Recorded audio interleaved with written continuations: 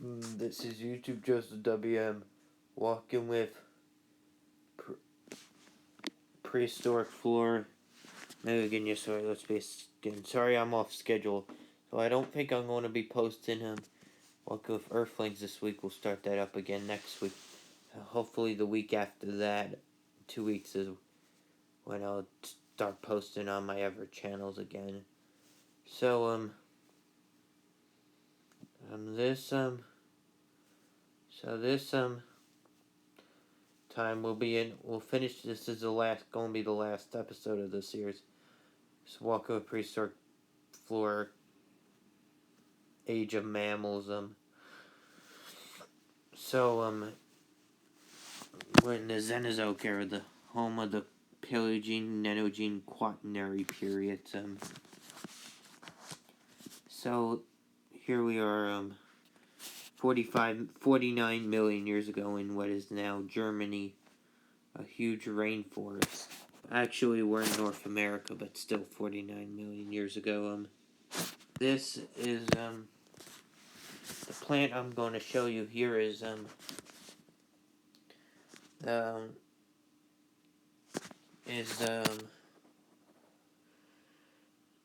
sorry, I get distracted.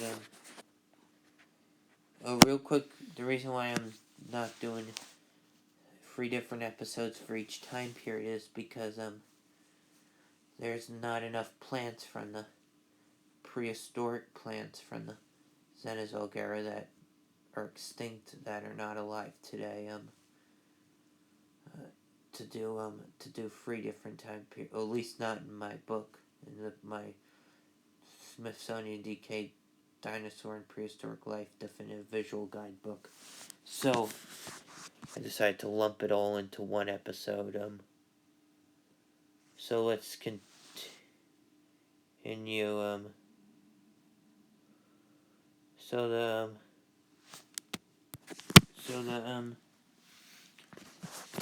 So this plant is known as Flora centena. It's an angiosperm. It lived in the Paleogene. And was like what one it was 1 inch, 1 to 2.25 inches, or like 2.5 to 5.5 centimeters in diameter, and lived in North America. There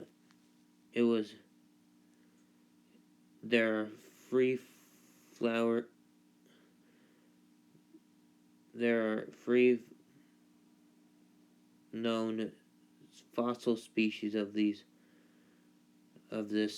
genus that has both flowers and fruits. The flowers are have radial symmetry on the brown and on the petal. After pollination and fertilization, they swell into nut-like fruits. So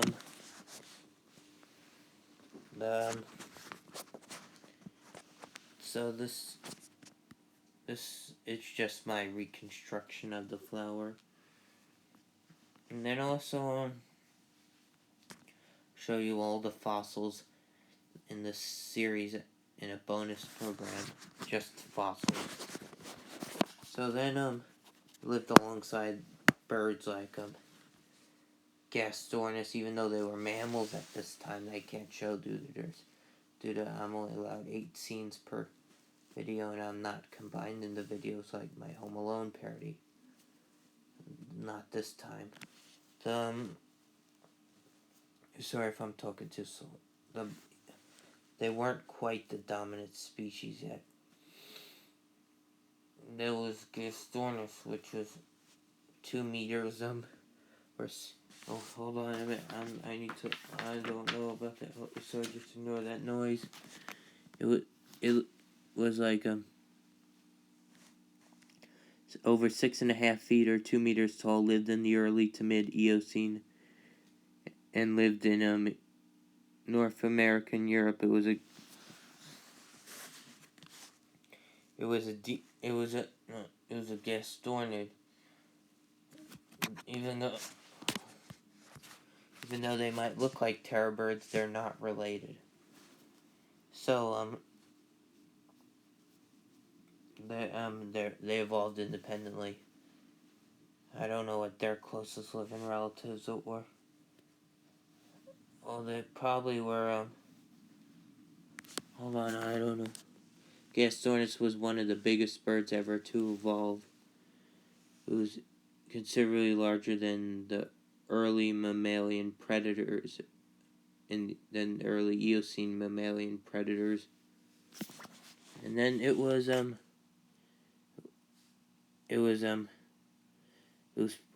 also known as diatryma. It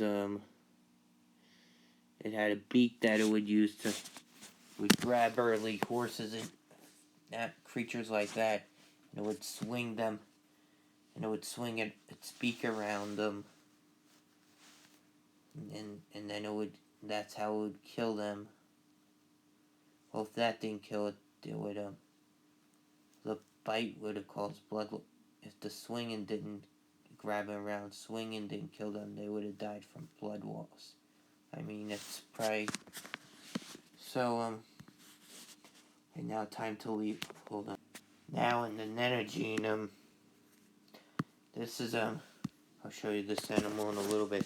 First, the plants come first before the animals. This is a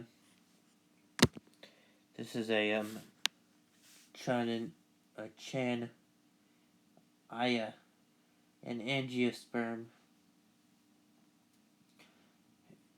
It lived from the Paleogene to the Nenogene and was 66 feet or 20 meters high. So this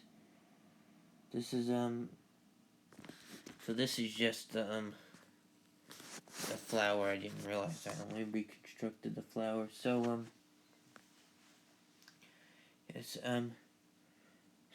so we're probably about like 25 million years ago.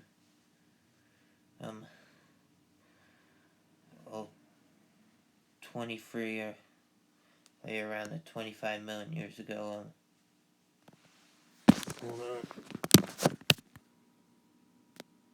And then there's Palmaoxylon, which was also an angiosperm tree. These were both trees, flowering trees. Palmaoxylon lived in the Nenogene and was up to 98 feet or 30 meters tall.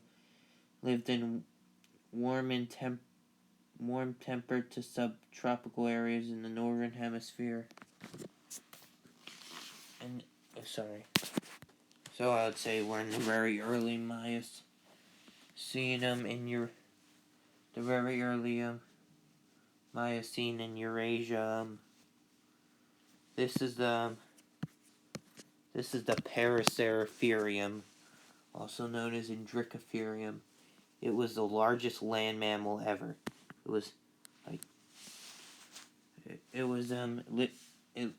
lived from the early Oligocene to the late Oligocene to early Miocene, and was 26 feet or 8 meters long.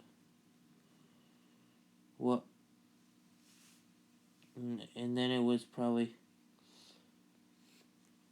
I don't know how tall it was. I'll look that up in a little bit. So it lived in Europe and Asia. Alright, I'll go look that up real quick. So they're like 5 meters or 16.4 feet tall and 26 feet long, bigger than elephants. They were the largest land mammals that have ever lived. And they weren't, even though they had long necks, they were not related to giraffes. They were their closest living relatives are rhinos. They were rhinos that have convergently evolved with giraffes. So they're huge.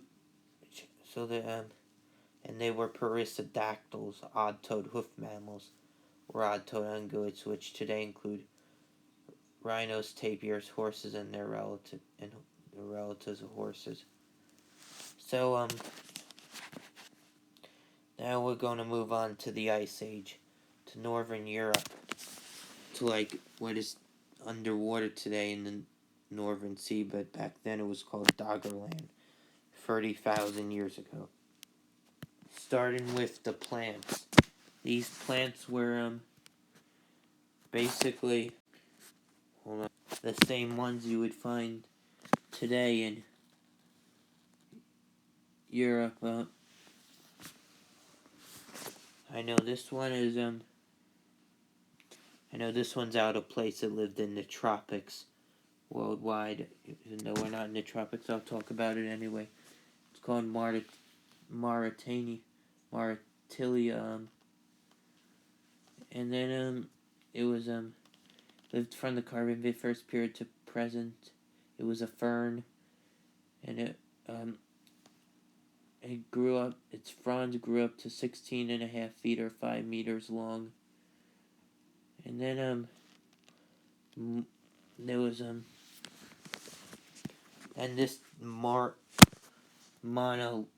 I don't know if I'm pronouncing these right. Mono, which was a grass that lived from the Quaternary to present. Its flowering head was up to 8.25 feet or 2.5 meters tall. And then it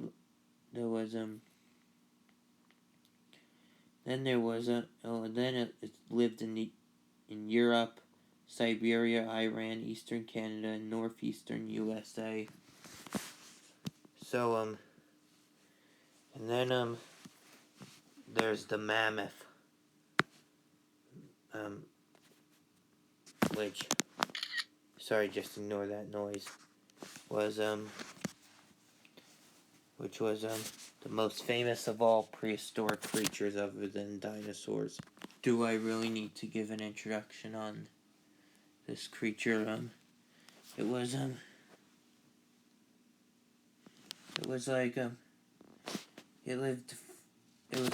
placental mammal. It was a proboscidean. You all know it was in the elephant family, so that's all needless for me to say. Lived in North America, Europe, Asia, and Africa, the genus Mammothus. But the woolly mammoth in particular lived in northern Canada, Greenland, Alaska, Siberia, much of Russia, northern Europe, Scandinavia, all that. And then mammoth, they stood about 16 feet and a half feet tall, or 5 meters tall at the shoulder, and weighed 8.8 tons. They had thick woolly fur to insulate them from the cold. They ate small grasses, like this thing. They would eat. I don't know if I'm recreating the accurate sound. More like this.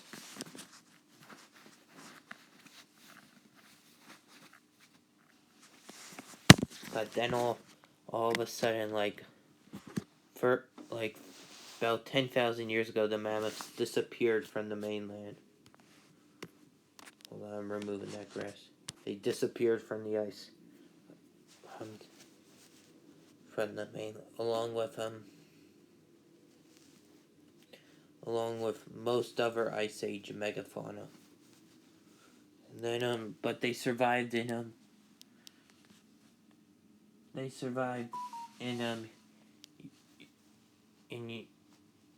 Europe, on islands in the Arctic Ocean, off the coast of Siberia, and places like that, to as little like places like Wrangler Island, off the coast of Siberia in the Arctic, eastern Siberia in the Arctic Ocean, to as little as, and they were alive as recently as 2000 BC.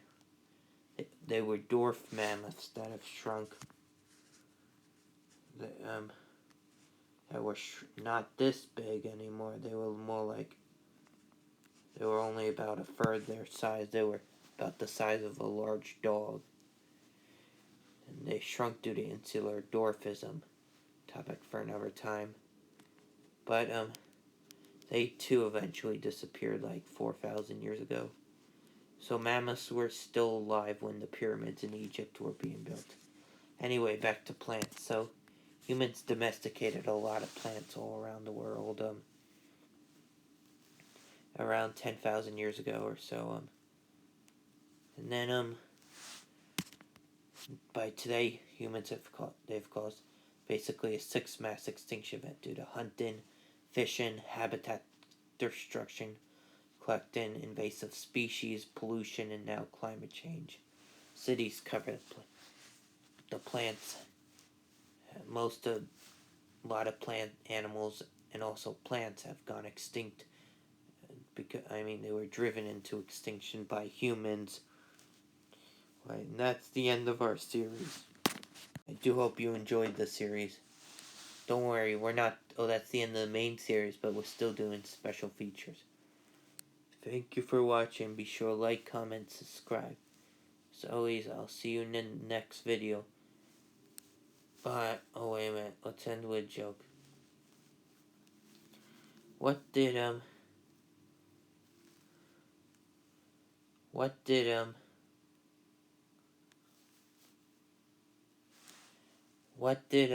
here's a joke about the earliest land plants from the Silurian. What did Baragwanathia, these are jokes about land plants from the Silurian, among the earliest land plants. What did Baragwanathia, this is a joke about early Silurian land plants. What did Baragwanathia say to Cooksonia? Cook me something. Alright, thank you for watching. Be sure to like, comment, subscribe. See you in the next video. Bye.